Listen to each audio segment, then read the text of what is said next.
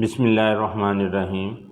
آج ہم آسان عربی کورس کے سبق نمبر 6 کا مطالعہ کر رہے ہیں، جو کہ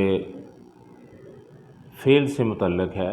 خلق، جیسے سبق نمبر 1 میں ہم نے پڑھا تھا، اس نے پیدا کیا، فعل ماضی ہے۔ جب تینوں پر زبر آ جائے، پہلے اور آخری پر، تو یہ فعل ماضی بن جاتا ہے۔ خلق، اس نے پیدا کیا، جعل، اس نے بنایا، رزق، اس نے رزق دیا، سأل، اس نے سوال کیا۔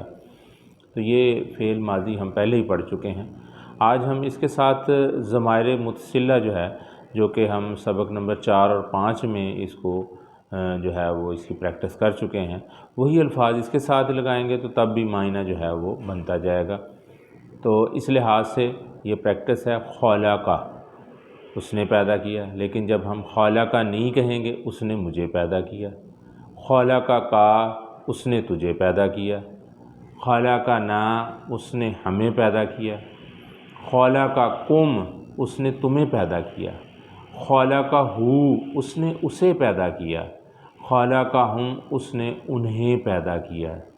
تو اس لحاظ سے آپ نے دیکھا کہ اسم کے آخر میں بھی فعل متصلہ، حرف جار کے آخر میں بھی فعل متصلہ جو ہے وہ ضمائر متصلہ، اور فعل کے آخر میں بھی جو ہے وہ ضمائر متصلہ لگانے سے معنی بن جاتا ہے۔ تو اس لحاظ سے آج ہم نے یہ چیز اس کو دیکھا کہ سبق نمبر 4، 5 اور 6 میں ضمائر متصلہ جو ہیں وہ اسم کے ساتھ بھی اور حرف جار کے ساتھ بھی اور جو ہے وہ فعل ماضی کے ساتھ بھی آ رہی ہیں، اور اس کا مطلب جو ہے وہ اس کے ساتھ ہی بن رہا ہے۔ اس کے علاوہ سبق نمبر 1 میں ہم نے جب خلق کا پڑھا تو اس نے پیدا کیا، لیکن اگر خلق اللہ بعد میں اسم آ جائے تو اللہ نے پیدا کیا۔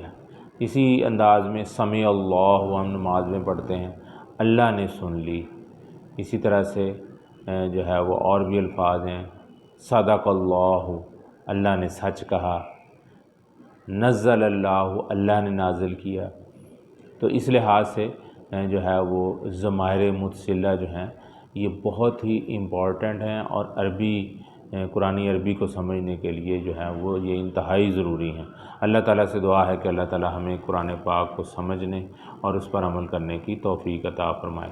وما